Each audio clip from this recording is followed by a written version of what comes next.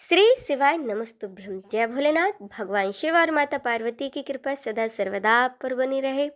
आज के इस वीडियो में हम पाठ करेंगे सोमवार व्रत कथा का। तो चलिए शुरू करते हैं। एक नगर में एक साहूकार रहता था। उसके घर में धन की कोई कमी नहीं थी, लेकिन उसकी कोई संतान नहीं थी। इस कारण वह बहुत ही दुखी था। पुत्र प्राप्ति के लिए वह हर सोमवार व्रत रखता और पूरी श्रद्धा के साथ शिव मंदिर में जाकर भगवान शिव की और माता पार्वती की पूजा किया करता था। उसकी भक्ति को देखकर एक दिन माँ पार्वती प्रसन्न हो गई और भगवान शिव से उस साहूकार की मनोकामना पूरी करने का आग्रह किया। माता पार्वती की इच्छा सुनकर भगवान शिव ने कहा कि हे पार्वती, इस संसार में हर प्राणी को उसके कर्मों का फल मिलता है और जिसके भाग्य में जो हो उसे भोगना ही पड़ता है। लेकिन माँ पार्वती ने साहूकार की भक्ति का मान रखने के लिए उसकी मनोकामना पूरी करने की इच्छा जताई। माता पार्वती के आग्रह पर भगवान शिव ने साहूकार को पुत्र प्राप्ति का वरदान तो दिया, लेकिन साथ में यह भी कह दिया कि उसके बालक की आयु केवल 12 वर्ष की होगी। माता पार्वती और भगवान शिव की बातचीत को साहूकार सुन रहा था, इसीलिए उसे ना तो इस बात की खुशी थी और ना ही दुख। वह पहले की ही तरह भगवान शिव की पूजा करता रहा। कुछ समय के बाद साहूकार के घर में एक पुत्र का जन्म हुआ। जब वह बालक 11 वर्ष का हुआ तो उसे काशी पढ़ने के लिए भेज दिया गया।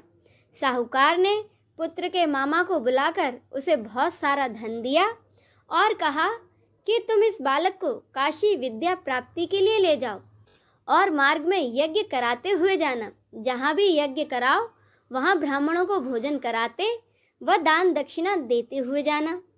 दोनों मामा भांजे इसी तरह यज्ञ कराते और ब्राह्मणों को दान दक्षिणा देते हुए काशी की ओर चल पड़े। रात में एक नगर पड़ा जहाँ नगर के राजा की कन्या का विवाह था, लेकिन जिस राजकुमार से उसका विवाह होने वाला था वह एक आंख से काना था। राजकुमार के पिता ने अपने पुत्र के काना होने की बात को छुपाने के लिए एक चाल सोची। साहूकार के पुत्र को देखकर उसके मन में एक विचार आया। उसने सोचा, क्यों ना इस लड़के को दुल्हा बनाकर राजकुमारी से इसका विवाह करा दूं और विवाह के बाद इसको बहुत सारा धन देकर विदा कर दूंगा और राजकुमारी को अपने नगर ले जाऊंगा। इसके बाद उसने लड़के को दूल्हे के वस्त्र पहनाकर राजकुमारी से विवाह करा दिया। लेकिन साहूकार का पुत्र ईमानदार था, उसे यह बात न्याय संगत नहीं लगी। उसने अवसर पाकर राजकुमारी की चुन्नी के पल्ले पर लिखा कि तुम्हारा विवाह तो मेरे साथ हुआ है, लेकिन जिस राजकुमार के साथ तुम्हें भेजा जाएगा वह एक आंख से काना है। मैं तो काशी पढ़ने जा रहा हूँ। जब राजकुमारी ने चुन्नी पर लिखी बातें पढ़ी तो उसने अपने माता पिता को यह बात बताई। राजा ने अपनी पुत्री को विदा नहीं किया, जिससे कि बारात वापस चली गई। दूसरी ओर साहूकार का लड़का और उसका मामा काशी पहुँचे। वहाँ जाकर उन्होंने यज्ञ किया। जिस दिन लड़के की आयु 12 साल की हुई उसी दिन यज्ञ रखा गया। लड़के ने अपने मामा से कहा कि मेरी तबीयत कुछ ठीक नहीं है। मामा ने कहा, ठीक है, तुम अंदर जाकर सो जाओ। शिवजी के वरदान के अनुसार उस बालक के प्राण कुछ समय बाद ही निकल गए। मृत भांजे को देखकर उसके मामा ने विलाप शुरू किया। संयोगवश उसी समय भगवान शिव और माता पार्वती उधर से जा रहे थे। माता पार्वती ने भगवान से कहा कि स्वामी, मुझे इसके रोने के स्वर सहन नहीं हो रहे हैं। आप इस व्यक्ति के कष्ट को अवश्य दूर करें। जब भगवान शिव बालक के पास गए तो वह बोले, यह तो उसी साहूकार का बेटा है जिसे मैंने 12 साल की आयु का वरदान दिया था। अब इसकी आयु पूरी हो चुकी है।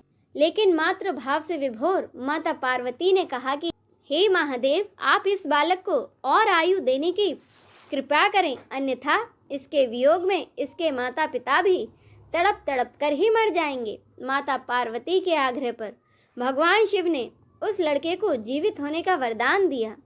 शिवजी की कृपा से लड़का उसी क्षण जीवित हो गया। शिक्षा समाप्त करके लड़का अपने मामा के साथ अपने नगर की ओर चल दिया। दोनों चलते हुए उसी नगर में जा पहुँचे जहाँ उसका विवाह हुआ था।